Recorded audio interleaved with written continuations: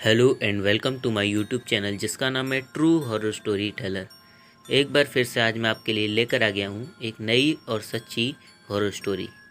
आज मैं आपको जो कहानी सुनाने वाला हूँ ये कहानी है सन 80 के टाइम की। 80 के समय में लोगों के पास बिजली की सुविधा ज़्यादा उपलब्ध नहीं थी, यानी कि लोगों के यहाँ बिजली बहुत कम आया करती थी। इन्वर्टर भी लोगों के घर में हुआ नहीं करते थे। जनरेटर हुआ करते थे, वो भी कुछ ही घरों में। मैक्सिमम घर केवल बिजली के सहारे ही होते थे। गर्मी के कारण लोग उस समय रात को छत पे सोया करते थे।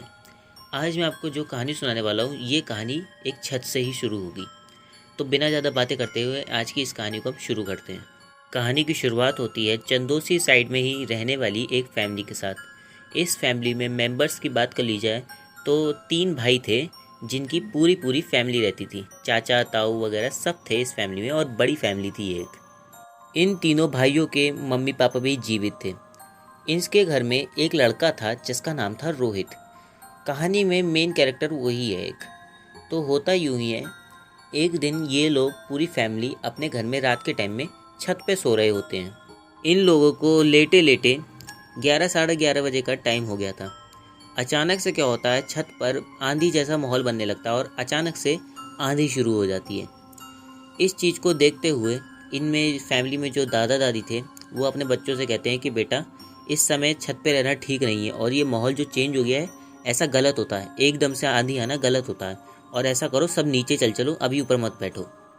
ये बात वो लोग कहते हैं दादा दादी, लेकिन इनकी बात को रफा दफा कर देते हैं, मतलब ध्यान नहीं देते दादा दादी की बात को ये लोग, और मजाक बनाते हैं अपने दादा दादी की। और ये कहते हैं कि यार सुबह से गर्मी थी, अब जाके ठंडक हुई है और हम नहीं जा रहे नीचे, ऐसा कह के और दादा दादी को अपने चुप करा देते हैं।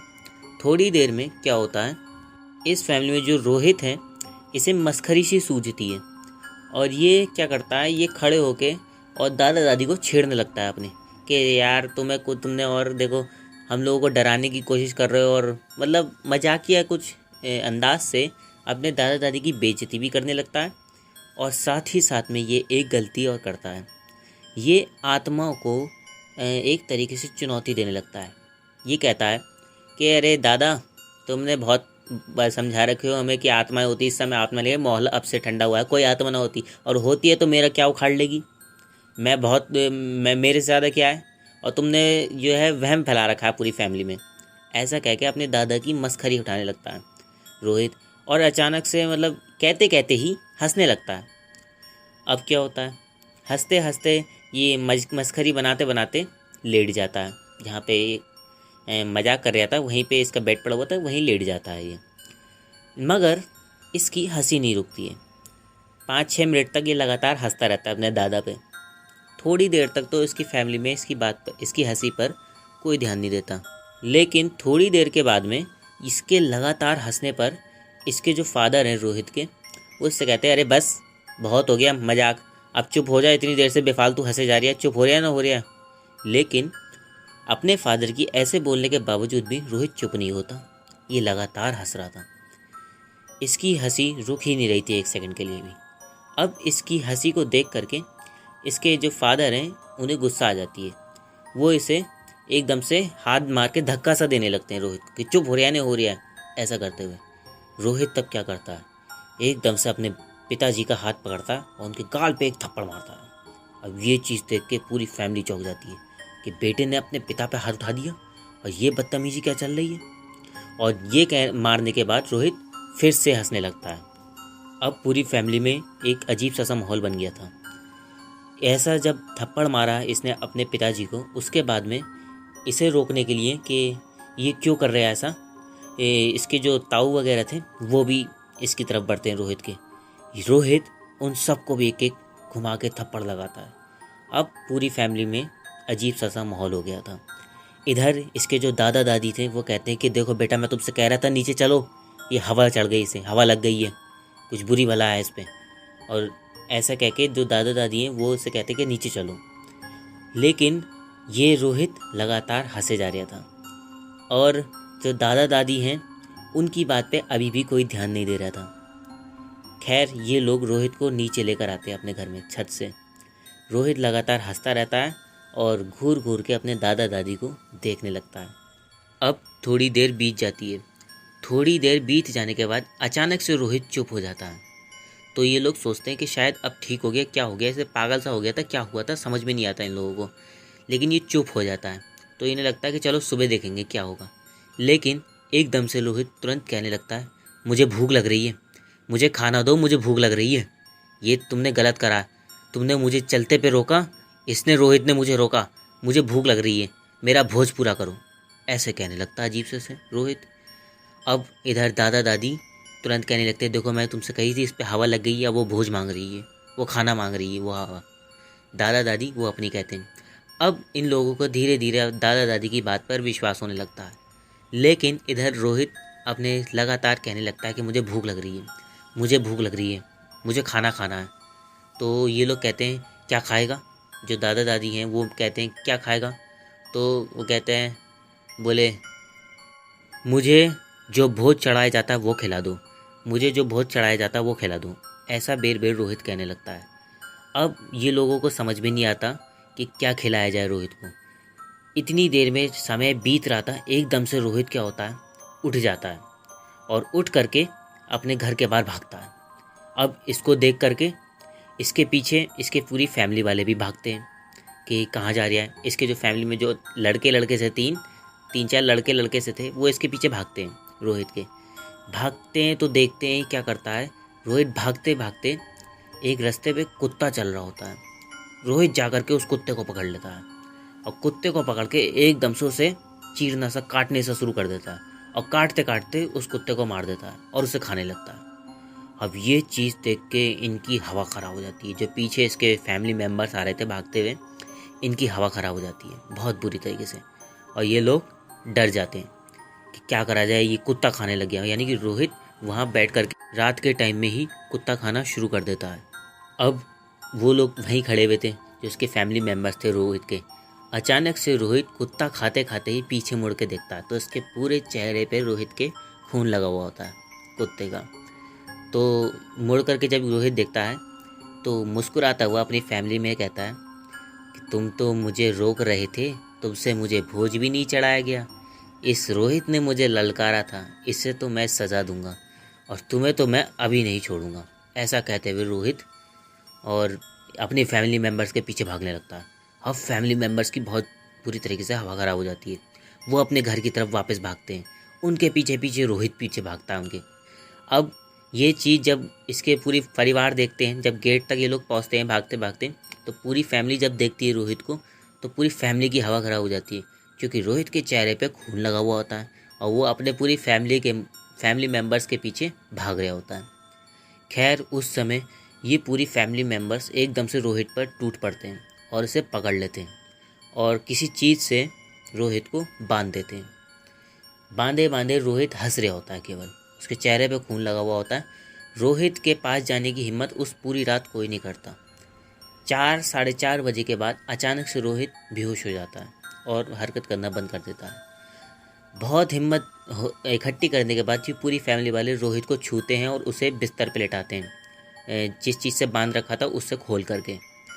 रोहित सुबह उठता है बिल्कुल नॉर्मल, जैसे कोई बात ही ना हुई हो। अब क्या होता है, इन लोगों के समझ में नहीं आता कि क्या करा जाए। ये लोग क्या करते हैं, पहले तो रोहित को पूरी बात बताते हैं कि रात भर क्या हुआ। रोहित कहता है कि ऐसे कैसे हो सकता है, और मुझे तो कुछ पता ही नहीं चला, और ऐसे कैसे हो जाएगा कुछ भी, तुम लोग झूठ बोल रहे हो। लेकिन ये पूरी फैमिली मेम्बर ने देखा था कि क्या हुआ।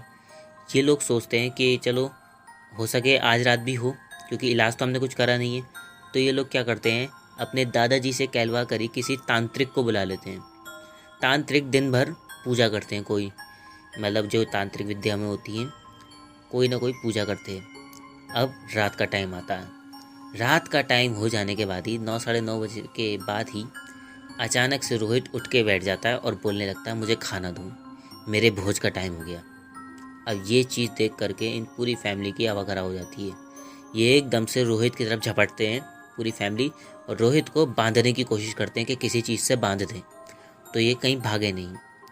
लेकिन अब की बार रोहित के अंदर कुछ ऐसी ताकतें ज़्यादा हो गई थी कि रोहित सबको धक्का देता है और सबको मारता है।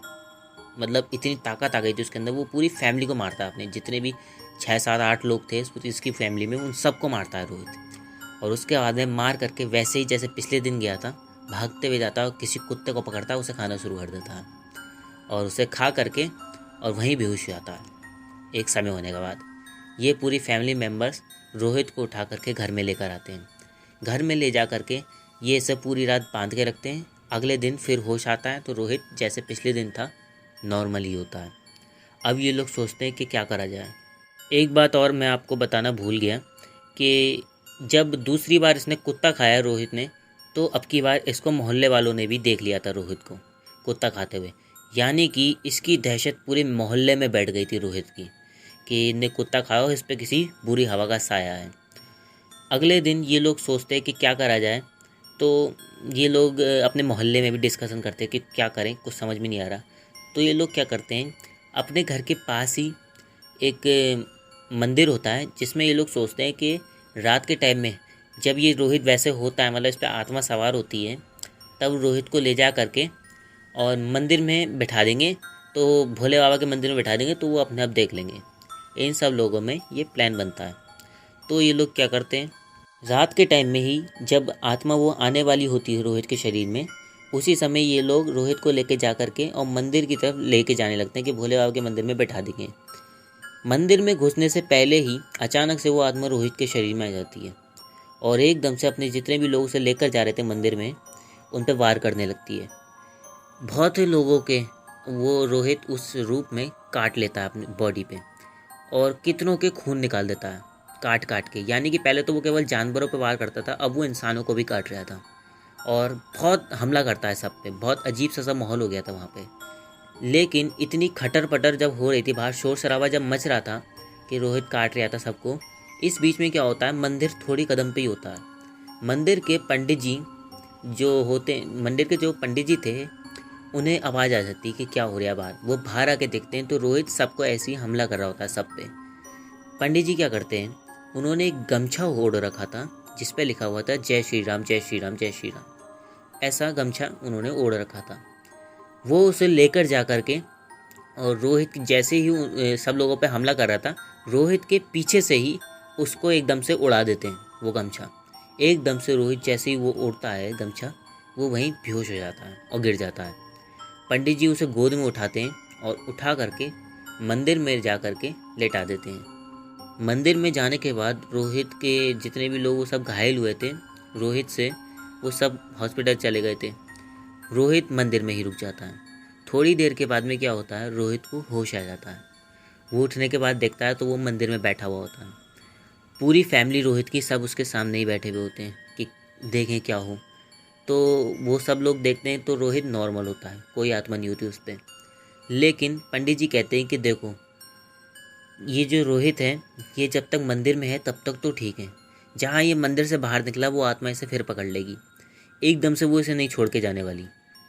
तो ये सब लोग पूछते हैं पंडित जी से कि क्या करा जाए बोले रोहित के लिए। तो पंडित जी बताते हैं, बोले ऐसा करो, इसे 21 दिन तक इसी मंदिर में रहने दो।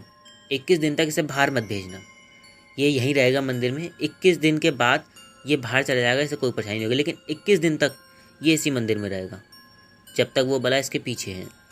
और इसके जितने भी मल मूत्र से जाना होगा ये सब हम मंत्रों के जरिए ही इसे भेज देंगे और अपनी निगरानी में ही भेज देंगे, और इसे बाहर नहीं निकालना है बिल्कुल भी रोहित को, ऐसा पंडित जी बताते हैं। तो सब लोग पंडित जी की बात कहते हैं कि हाँ बस इसे ठीक कर दो।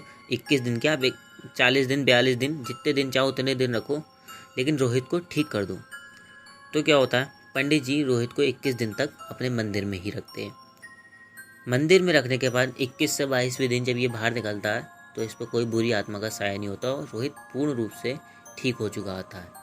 लेकिन ये जो हरकतें रोहित ने स्पीच में करी थी, इससे इसके जो पूरे मोहल्ले वाले थे और जो रोहित की पूरी फैमिली थी, इन सब के अंदर रोहित के प्रति बहुत दहशत थी।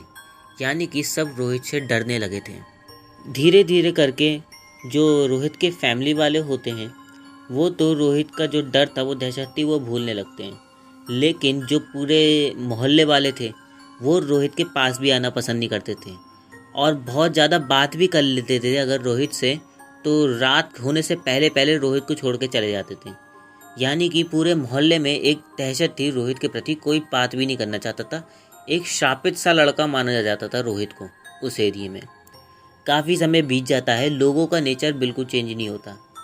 आखिर हार करके इस पूरी फैमिली को वो जहाँ ये चंदौसी में रहते थे वो जगह इन लोगों को छोड़नी पड़ती है ताकि रोहित नॉर्मल सी ज़िंदगी जी सके। ये लोग दूर कहीं जाके दोबारा से बच जाते हैं, नॉर्मली इनकी फैमिली हो जाती है उसके बाद में। तो ये थी आज की हमारी कहानी। आज की इस कहानी में ये पूरी फैमिली एक बे टाइम चलने वाली आंधी के कारण फंसी। एक्चुअल में ये आंधी के कारण ही नहीं फंसी, केवल इस फैमिली के फंसने का कारण एक ये भी था कि रोहित ने उन आत्माओं को जो वहाँ से गुजर रही होंगी उन्हें ललकारा था। और एक बात मैं आपको और बता दूं कि इस कहानी में जो ये दादी और दादा थे, ये लोग जो कह रहे थे कि अचानक से आई हुई आंधी में खुले में नहीं रहना चाहिए और घर में चले जाना चाहिए, ऐसा होता है। एक्चुअल में जब एकदम से अचानक से बेमौसम आंधी चलने लगती है तब ऐसा माना जाता है कि बहुत सी आत्माएं कहीं जाती हैं जो बे टाइम आंधी जिनके कारण चल जाती है। इसलिए उस समय अगर आप ओपन में ज़्यादा रहते हो तो हो सकता है बुरी बलाओं का साया आप पे आ जाए, ऐसा माना जाता है। ऐसा इस कहानी में भी हुआ। और साथ साथ में रोहित ने गलती ये भी कर दी कि उसने आत्माओं को ललकार भी दिया ऐसे समय पे जब वो ताकतवर होती हैं। ऐसी एक बीच की आत्मा रोहित के पीछे भी लग गई, जिसके कारण इन्हें इतनी परेशानियों का, इस फैमिली को, रोहित को इतनी परेशानियों का सामना करना पड़ा। खैर, इसी बात के साथ आज के इस किस्से को हम यहीं समाप्त करते हैं। अगर आपको ये किस्सा पसंद आया हो और इस किस्से में कोई भी ऐसी बात जो आपको इन्फॉर्मेटिव लगी हो, अच्छी लगी हो, तो लाइक, शेयर, कमेंट और चैनल को सब्सक्राइब कर लेना।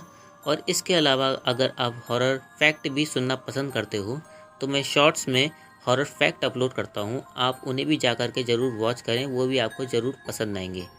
अपना कीमती समय हमें देने के लिए आपका धन्यवाद।